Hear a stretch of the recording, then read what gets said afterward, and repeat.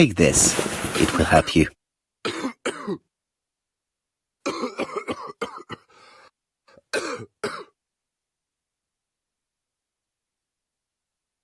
Oh, I think I'll be fine.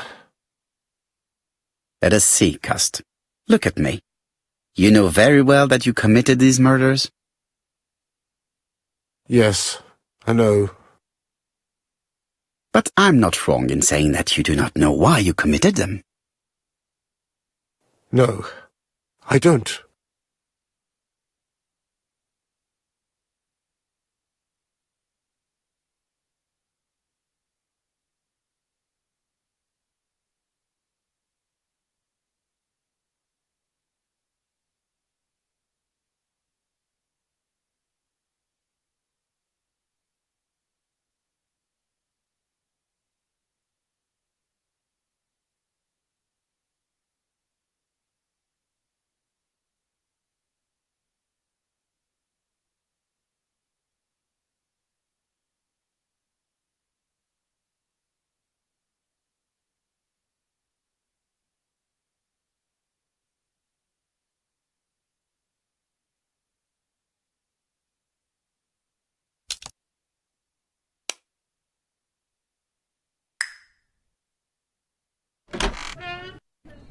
And what conclusions have you drawn? Plenty. It might help us to understand him a little better. Let us now try and get our brain cells to work.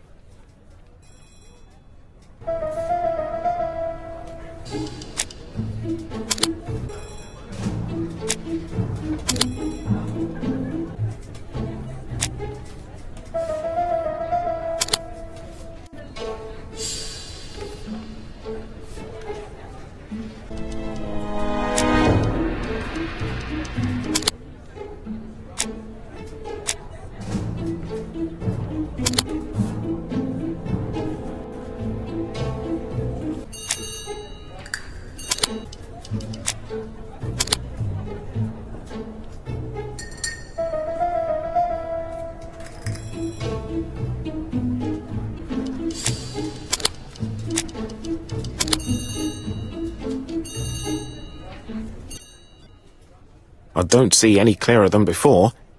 This is worse. There is one point to highlight. C'est curieux. Cust admits that he killed, but he does not know why. What did Dr. Thompson say? Even if Cust killed while in an altered state, it still must have been his deepest desire. He must have had a motive. Let's keep it simple. Never mind his motive. He confessed. But you see, he can confess to anything and everything. He denied the murders and then he confessed to them. He confirmed that he never typed the letters. Then, with great ease, I managed to get him say quite the opposite. Come on, he behaved like a guilty man. He lied to his landlady. Because deep down he believes himself guilty. From the papers, he noticed that he had always been at the scene of the crimes. He must think that he killed and then simply forgot what he had done. How can you be so sure? Let us look at his psychological profile. You will understand my point of view. Let us now try and get our brain cells to work.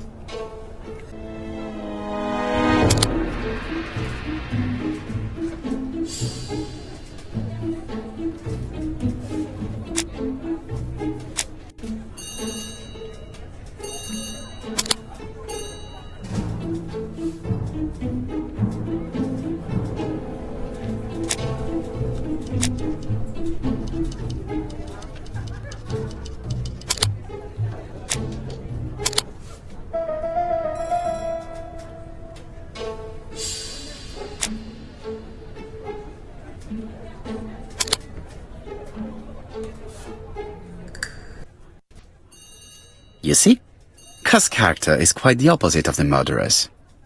But if he's a madman, can we really talk about his character? You know very well that our murderer does not behave like a psychopath. Apart from the signature, there is no ritual repetition in the choice of victims. Very well, you're right as always. So we have no confession, no culprit, no suspects, nothing. And all that after 2 months of inquiry? What should I do? Have faith. Just give me 24 hours.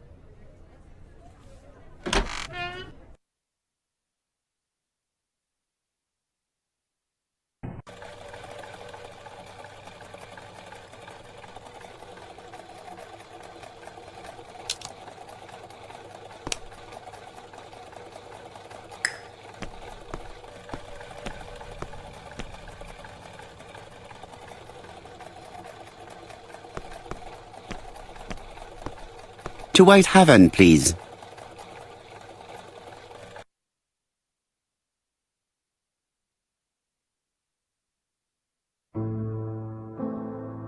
Cust's arrest is a great success for you, Poirot. It's all clear now, except maybe 1 or 2 details.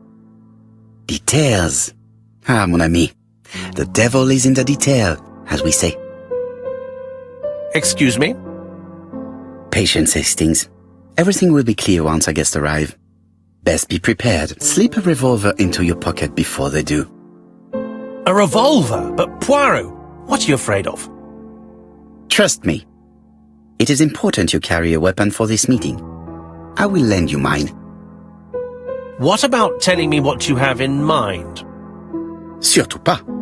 You wouldn't be able to play your role. Wait 1 moment, I will bring you my weapon.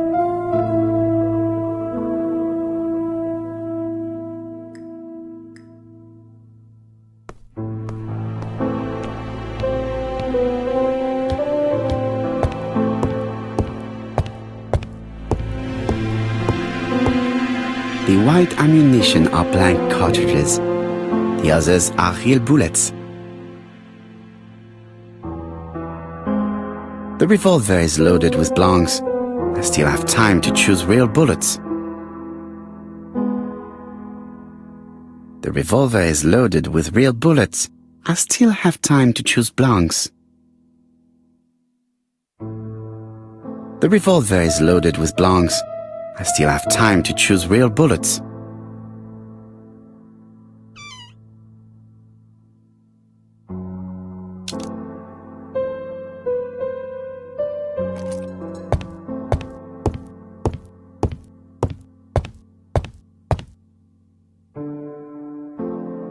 Voila, I entrust you with my weapon. It has hardly been used, it is almost new.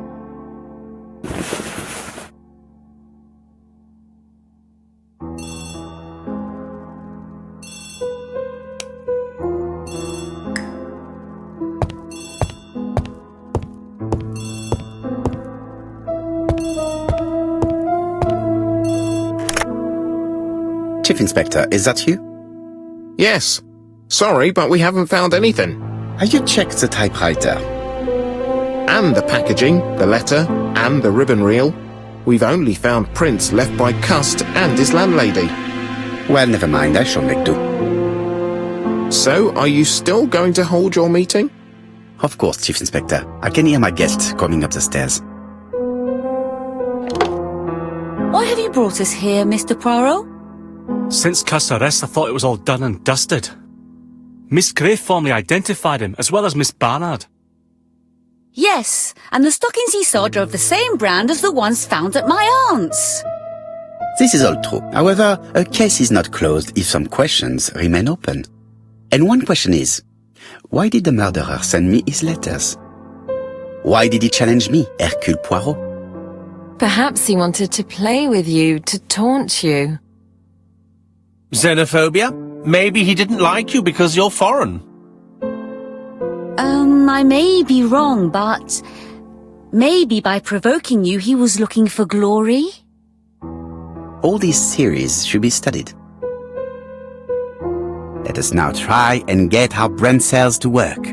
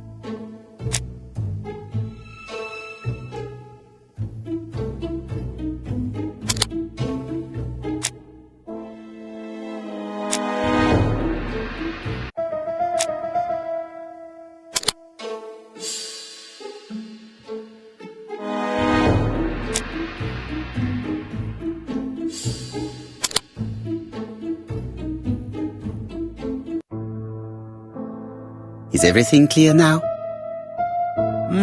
You might like to explain your reasoning again. Of course.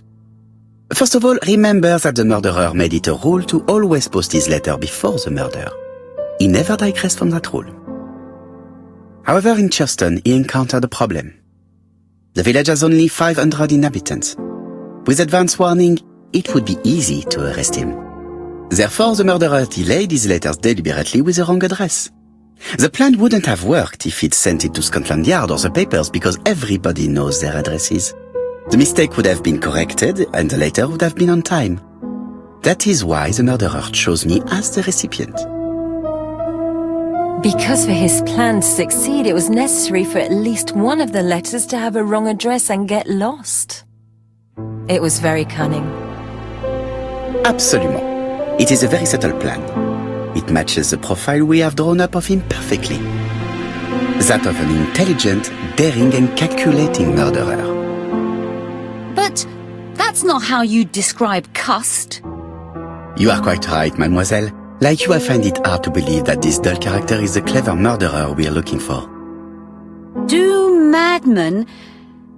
I mean, if he's mad, he might have two very different sides. No doubt. But the murderer is not mad. All the specialists agree that he does not have the profile of a psychopath.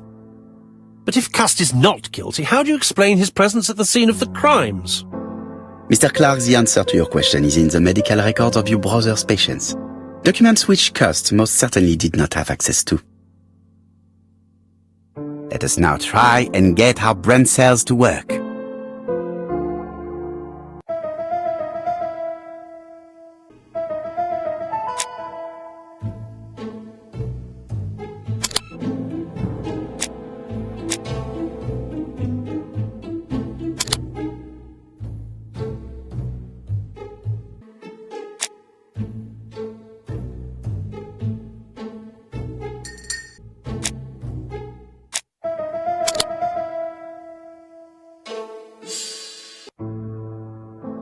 Dr. Clark's patients' records provided a very useful list of potential victims, sorted by alphabetical order. The killer definitely used it, explaining the fact that all the victims were former patients of the doctor. It is this fact that clears Cust once and for all, because he never had access to these records. So how did he happen to be at the scene of the crimes?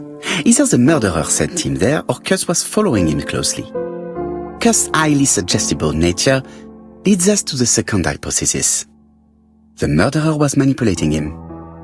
He systematically sent Cust to the towns where he was going to strike, so that the suspicion would land on the poor man's shoulder. That's evil. What sort of killer could have such a plan? And what would he gain from three completely different murders? Indeed, it seems unlikely that the same murderer committed all the crimes. What should we take from that?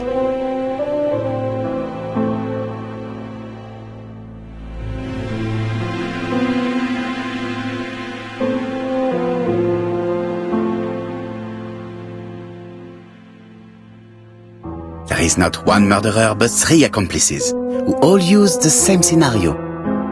Do you mean that three murderers with quite different aims joined forces to create a smoke screen? Here's another question. Is it still necessary to find a motive for each crime? And the one in Andover poses problem. Why was poor Mrs. Asher killed? Indeed. It would be best to forget the theory.